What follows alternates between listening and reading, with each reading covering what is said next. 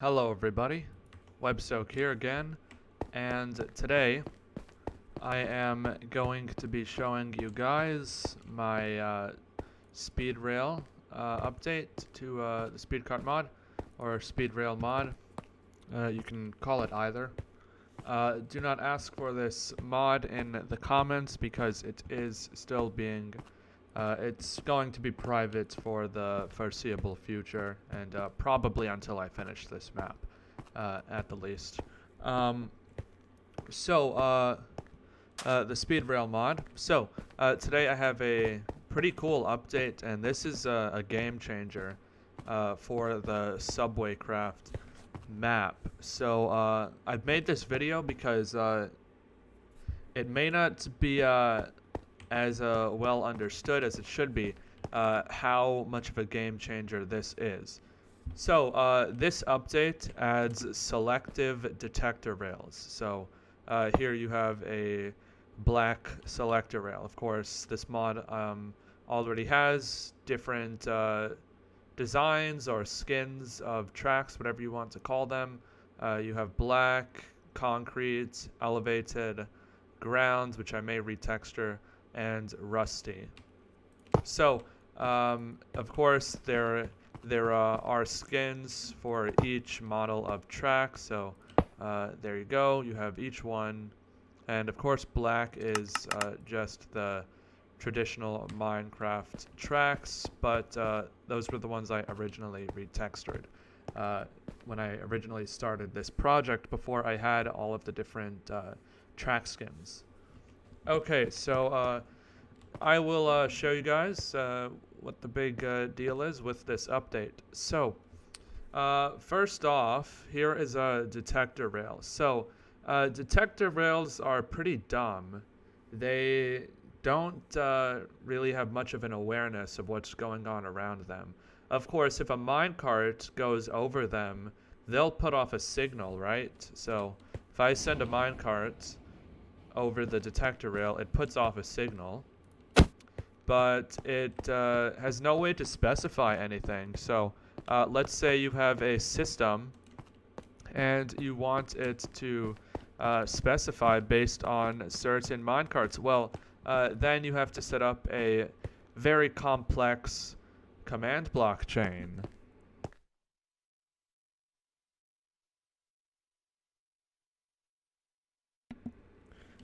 And who wants to do that? Because you don't want to be wasting your time building command block chains just so a sound effect can play that would have otherwise played had this route been de-interlined. Let's see what this can do. Here we have a selector rail. Now these are pretty special. These are not actually dumb. Of course, this is dumb. It doesn't know what is going over it. It's not smart. It doesn't know anything other than a minecart has passed over it. But this one is smart. So how is it smart? Well, it has a GUI, and you can set an ID for a minecart. So you can set a 2-digit ID, and the minecart must match the 2-digit ID for it to put off a redstone signal. So look at this. So here we have one with an example of A. Of course, you can have no example or no cart class, and it will recognize a minecart with no cart class. So the minecart has a GUI now as well. So the minecarts are sort of programmable now. Programmable. So you can program the minecart. You can put any 2 digits you want. You can put F, hashtag, you can put MJ, KM, W, lowercase and uppercase will read the same.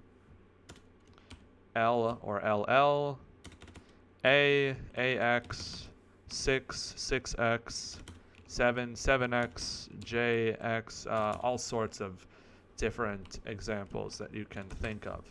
So this is not selecting for anything, so this is not specified as anything, so it will work.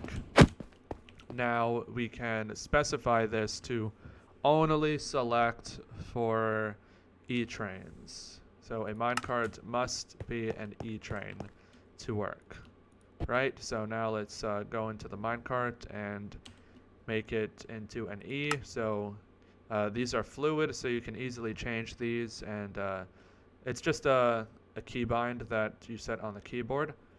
So I've set this to E now. Of course, it's set as E, and now a pulse will be put off. But just to show you that this works, I can change it to A, and then if let's put this here so that it doesn't go off the rails. If I send it back, nothing happens, right? Because this is E and this is A, so they have to match in order for a signal to be put off. Okay, so here is an example of when this can come in handy. So let's say you have two routes of, two minecart routes, and you don't want, you want them to share a track, but you don't want certain things to be set off by certain minecarts. So here we have a selector rail set to only set off A, and here we have a selector rail to only set off D.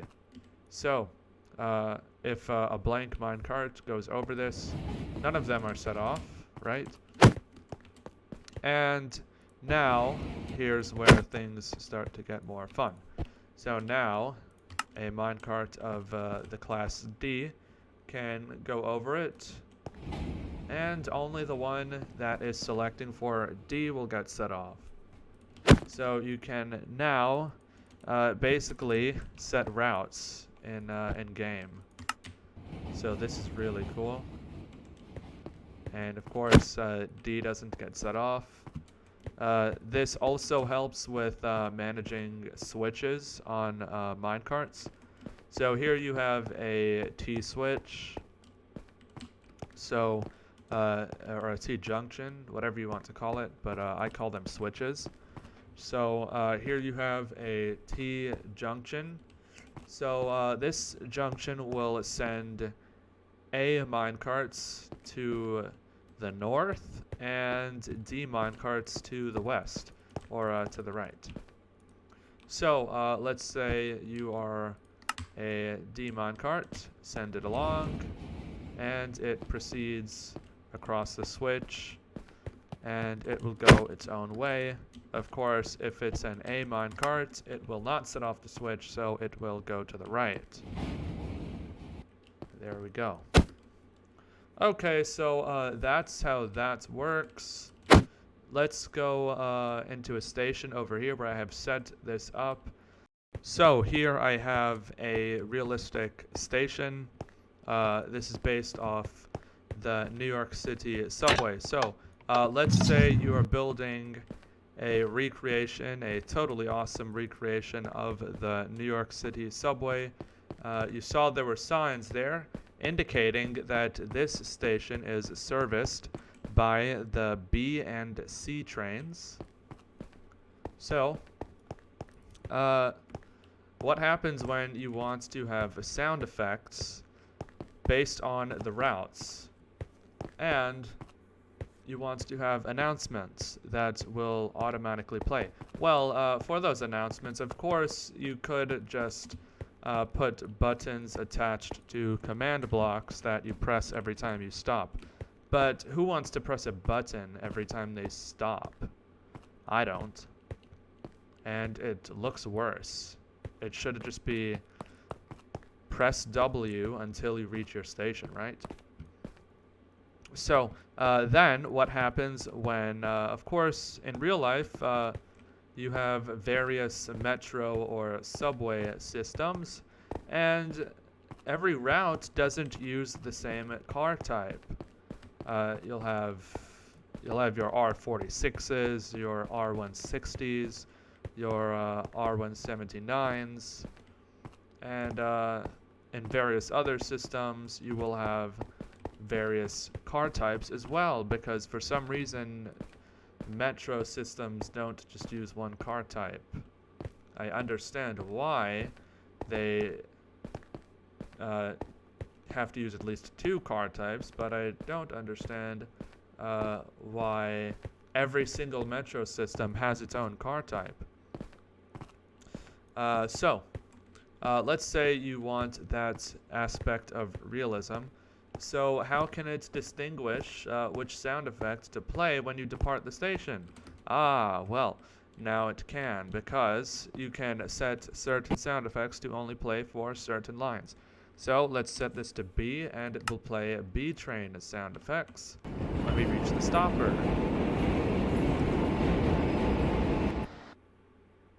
This is a Brooklyn-bound B train. The next stop is 96th Street. Okay, so then, of course, I press my keybind to close the doors, and then we depart. Stand clear of the closing doors, please. Okay, so I have closed the doors, and now you have the detector rails, and the one set to B will output a signal to the corresponding command block for the desired sound for B.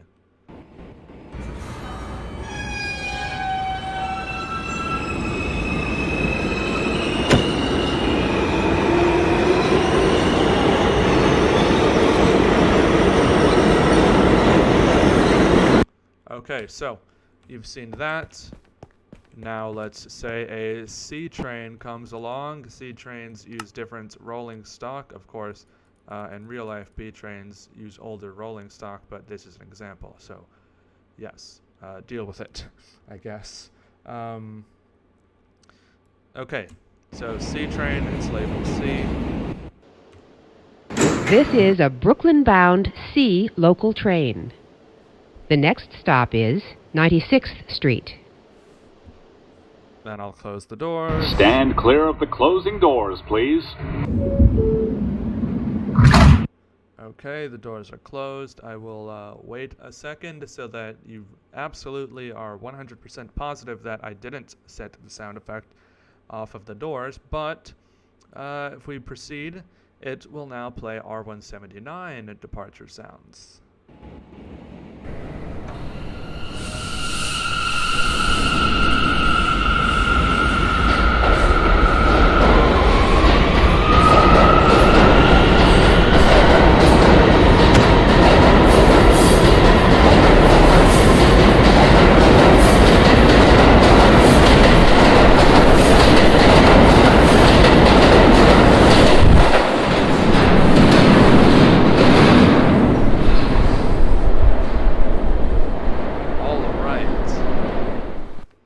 So, that's something that you can do now. It's a really cool feature. I really am glad that this is finally done. Okay, so another example of this, I didn't set it up at this station in particular, but let's head over to another station where I will show you a switching example.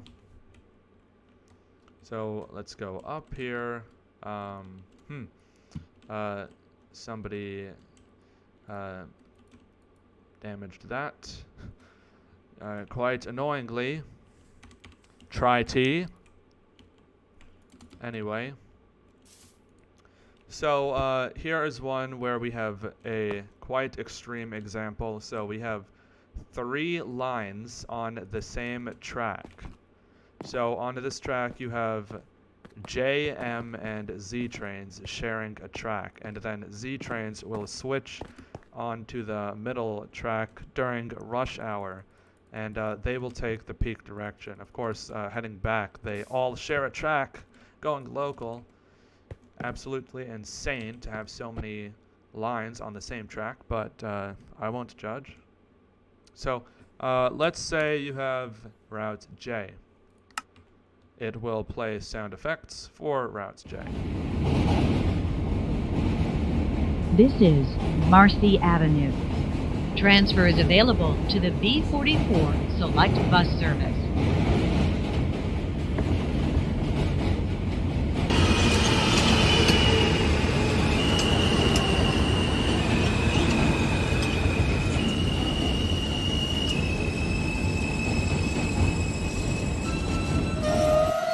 This is a Queens-bound J local train. The next stop is Hughes Street. Okay, then we proceed.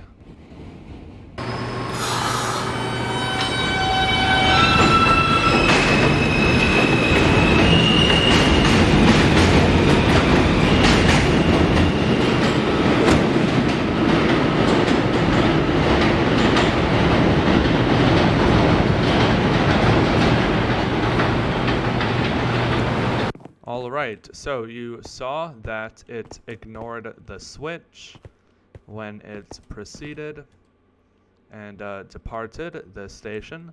So now, if we were to take Route Z, oops, didn't intend to press W.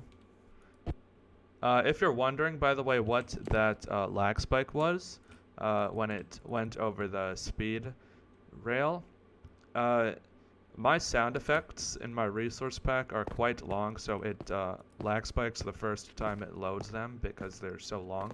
But you could just, somebody could easily just make them way shorter and then it wouldn't do that. But anyway, if I set this to Z, it will follow the Z route, which switches onto the middle track. This is a Queens-bound Z skip-stop train. The next stop is Myrtle Avenue, Broadway. Okay, then we depart.